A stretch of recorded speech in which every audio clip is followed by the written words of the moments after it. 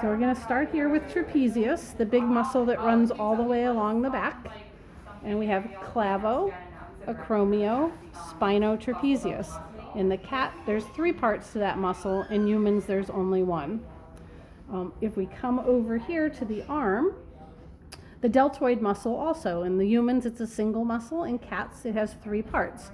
This part here is spinodeltoid, and basically you find it at the end of the long head and the lateral head of the triceps. So that's spinodeltoid. This kind of triangular one is acromiodeltoid, and up here this is clavodeltoid. So clavo, acromio, spino, clavo, acromio, spino. This one right here, that kind of comes up here and inserts on the scapula. This is levator scapulae. If we move down to the lateral side of the arm, so this was the long head of triceps brachii. This is the lateral head. And in between, that's the medial head. Now, if you find that acromiodeltoid and you go right down from there, this is brachialis. That's another one of the flexors of the forearm. Now, clavodeltoid continued down. Sometimes people start referring to it as clavobrachialis. I'm going to flip it and do the top part of the arms before we do the forearms. So on this side, cats have a really thin muscle here that's called epitrochlearis. And it just kind of lifts up from the lower part of the arm right behind the long head. On this side, we took that muscle, we lifted it up and reflected it backwards. And then we get right over here, kind of lifting up pectoantebrachialis, and that fat little muscle, much more spindle-shaped than all the other flat muscles, that is biceps brachii. Now if we go down here to our lower limb, this shiny tendon, flat muscle in the middle is palmaris longus. The tendon would go all the way down into the palm of the hand. Because remember, your cat is like this, thumbs in his ears. So this is the radial side, this is the ulnar side. So if that was palmaris longus, on this side, oops, make sure I get it separated there. On this side, this is going to be a flexor of the wrist, so it's flexor carpi. And it's on the ulnar side, so flexor carpi ulnaris. On the other side, oops, and these sometimes separate, but this is flexor carpi radialis. Now, if we want to look at the other side, muscles on the posterior side, I'm going to go over to this limb, because in this one we left this intact, and this one commonly gets broken. But is the third flexor of the forearm, which is brachioradialis. Initiates on the humerus, but inserts on the distal part of the radius. All right, what we do on this side, we just want to orient ourselves, just like we did on the back, by finding the 2 central muscles. On the palm side, there was a single muscle. On this side, there's 2 that we could follow their tendons all the way down into the digits. So this one is extensor digitorum communis, and the more lateral of them is extensor digitorum lateralis. And then we do the same thing. We know what's in the middle, so we go to either side. Everything on this side is going to be an extensor of the wrist, so extensor carpi ulnaris. And on this side, extensor carpi radialis. Now you won't confuse that with brachioradialis, because brachioradialis is a really thin ribbony muscle. We do sometimes end up accidentally tearing that one off. All right, before we flip our cat over, let's just look at right here.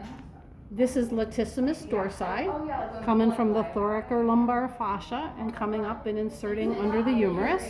And this one has a really nice separation of that, and right here, which is external obliques.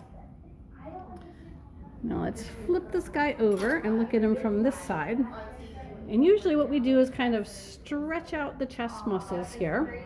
And you can see pectoantebrachialis that runs right along here. So in humans, you have pectoralis major and pectoralis minor, but most of the chest is covered by pectoralis major. In the cat, there are 4 muscles. So that pecto antebrachialis, I say it's like a bikini top that lies on top of the other muscles.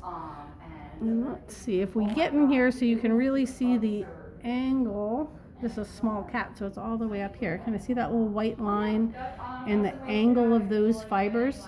This is pectoralis major, and a little bit of pectoralis, oops, I just told you wrong, oops. That's pecto antebrachialis, I was looking at the fibers. Right to here, this is such a little cat.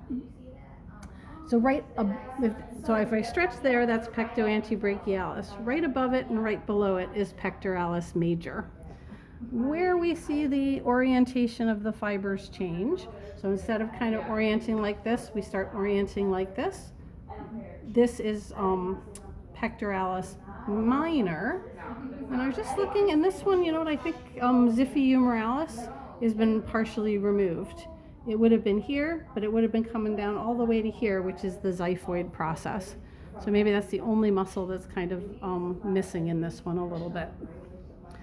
All right, let's do the muscles up here in the neck. So we find the mandible, and just beside the mandible on either side, this little muscle that you can see lifts up a little bit. In some cats, it's a little thicker than that. That's one of the bodies of the digastric muscle. This flat muscle that lies in between it is called the mylohyoid. And then if we come down here, because your hyoid bone is right around here, these two flat muscles, these flat ribbony muscles that go from the sternum to the hyoid, those are referred to as the sternohyoid muscles. And then in the cat, this muscle here that's going from the sternum, part of it's removed, but it would have been coming all the way up here to the mastoid process of the temporal bone. So a pin here, you should still recognize it, would be sternomastoid. And then over here, that's the masseter muscle, big muscle of the cheek. And he's actually got this submandibular gland really nicely dissected out there as well. So now if we move down here into the abdominal region, here's the linea alba, runs right down the middle. On either side of it, this is rectus abdominis. And then if we look at the side, there's basically 3 layers of muscles. And I always say external oblique is oriented, I don't know how well you can see it in the video, but the fiber's orienting this way, like your hands are in your pockets.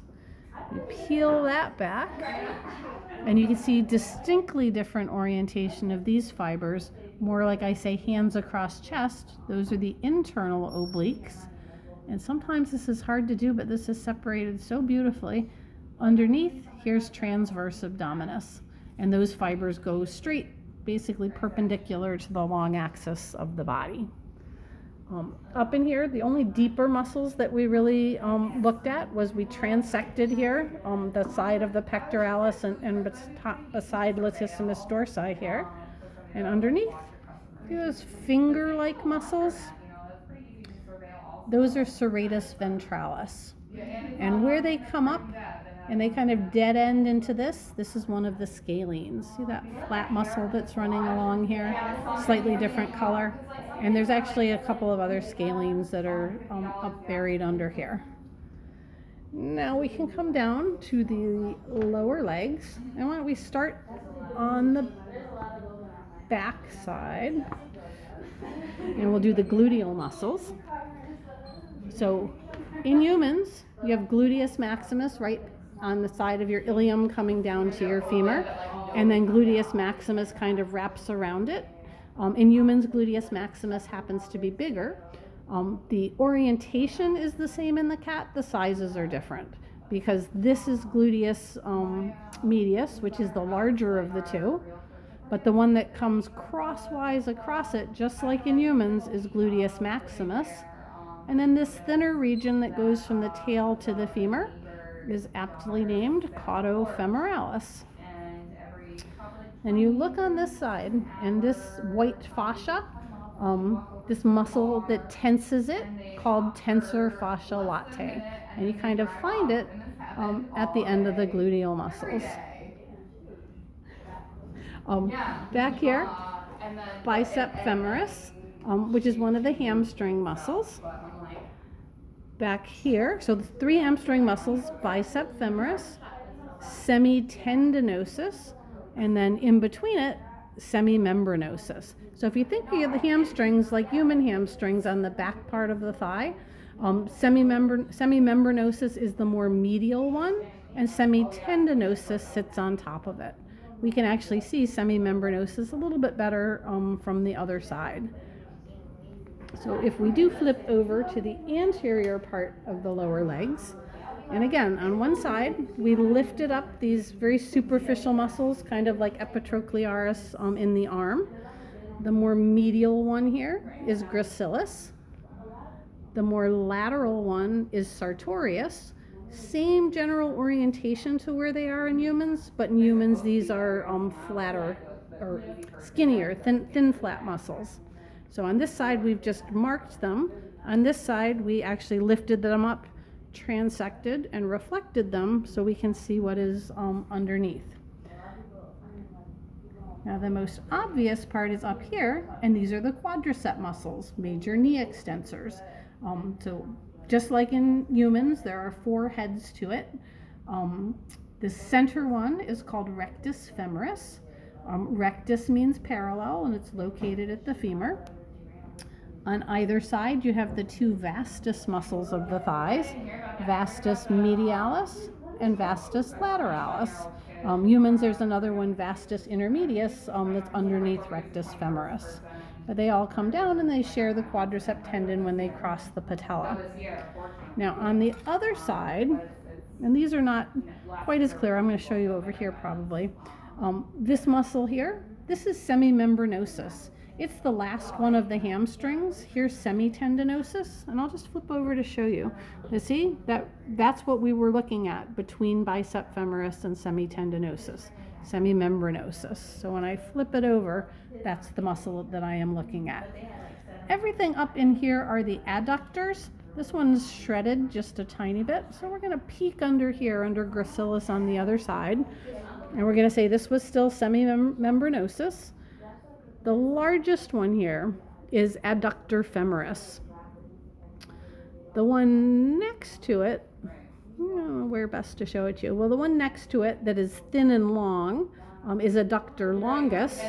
And then the one that's closest up here to the pelvis, maybe I don't know which side we can see it better on. Maybe that one not so great on here, but that would be pectineus. What did I skip? I feel like I skipped again. Pronator teres.